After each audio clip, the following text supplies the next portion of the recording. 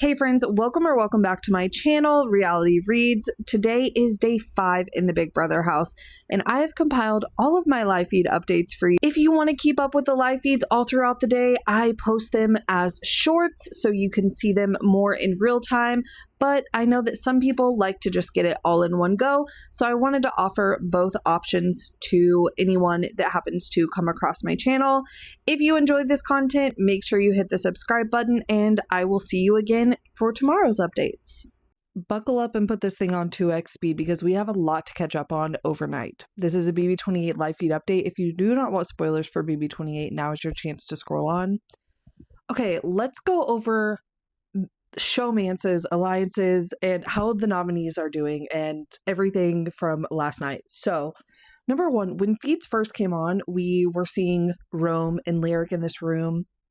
It was a little bit after feeds came on, and Rome was basically telling Lyric, like, hey, you need to chill a little bit. Like, I like you, but, like, you've been following me around all day, and people are just going to start getting suspicious of us. Like, you need to chill a little bit. Here's where they ended the night last night. Yeah. Also, she likes to talk to him in this baby voice. She's lost her voice, which makes the baby voice even worse. And I am placing my bets that this is who we are getting impressions of during Taryn's live feed update today. Just saying. In their little cuddling session, a conversation that they were having about how their strategy and game plan as a duo is for her to go and flirt with other guys. But, Rome is actually the guy that she's into. He's the alpha, so she can go flirt with all the betas, but she has to come back to the alpha. He didn't actually say that, but there was this weird part where he was like, the hunter always wins, or something like that. Like, it was really weird. But anyways, so fast forward after they say that to about 20 to 30 minutes, Chuck is talking to Haley and says that Lyric has been flirting with him off and on all day, and he sees right through it that it's game. So obviously their strategy is working phenomenally. Let's move on to how the nominees were performing last night. Yash honestly did the best out of all 3 nominees. He was really chill. Apparently he really wasn't that too emotional or affected by being nominated. At least where people saw him, he wasn't, because like I said in my original update, Yash felt really blindsided by being nominated. He wasn't really happy about the choice, and I did get more information on that. Yash was in Dee's group to compete for HOH, and she apparently had promised the entirety of their group safety, but then nominated Yash. So it really was kind of out of nowhere. Think Dee probably should have had a conversation with him before doing that if she was going to do that. And from Yash's point of view, never happened. Never happened. So we'll have to see whenever we watch the episode. Taylor, she really isolated herself in the have not room. Was really struggling last night. But I will say that aside from Rick Devens, a lot of people did not catch on to it, because a lot of people were focused on Mallory, who was having a meltdown. Mallory was crying a lot last night. She cried, I think, to every single person in the house. And at one point, she was talking to Angela, and she even said herself, I just wish I could be strong like Taylor. Like, she's not, crying about this, and I am, blah, blah, blah, blah, blah.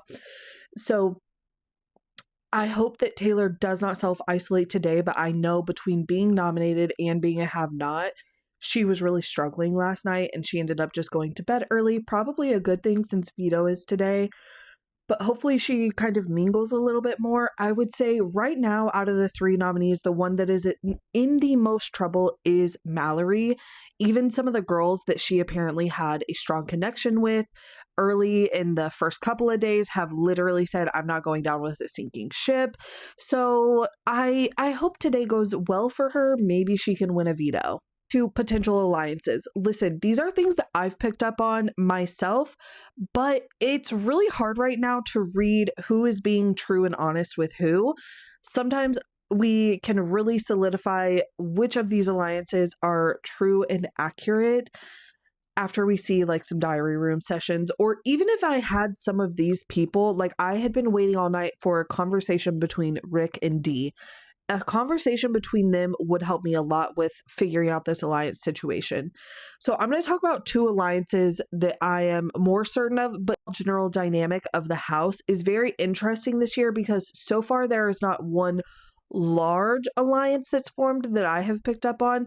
It is a lot of little tiny alliances, like little groups of 3, 4, 5, little groups of 3, little groups here, and not a ton of overlap. In fact, of the two that I'm going to talk about now,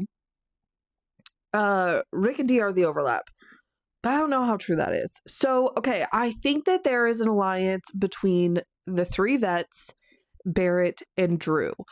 My only question with this alliance is how true it is for Rick and Dee. The only reason I say that is because I heard about this alliance from Angela telling Barrett about the alliance. Rick does come into the room as she's telling him and he like plays along, but like anyone is going to do that. That's like gaming 101.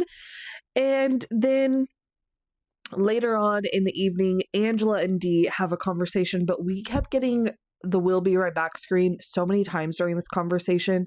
And so it was really hard to get a read on if Dee was as information giving in that conversation as Angela was, because they literally cut it off right after Angela got done talking. So that's really annoying. There's another alliance of Kamu, Haley, and Chuck. Those 3 are definitely aligned, but I think that they are aligned with Rick and Dee.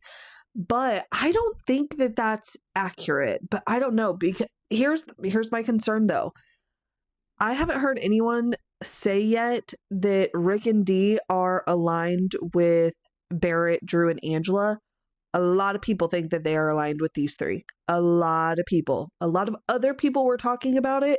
But whenever I see Dee have a conversation with them, and even at the end of the night, I saw Rick have a conversation with them, they are very just, yeah, yep, yeah. They're not giving them any information at all. And these 3 are just spilling the beans left and right. And so I'm not buying that they actually feel like they're in an alliance with them. So I don't know. Like I said, gotta figure out some more. I was gonna do a quick update on Jason, but this is extremely long, so I'll save it for next time. But overall, I think he's doing really well. Week 1 veto players have been selected. As a reminder, our HOH this week is Dee. She has nominated Yash, Taylor, and Mallory. And our veto players that were picked today were Barrett and Melody. This is actually very interesting. I'm very excited to see who wins today.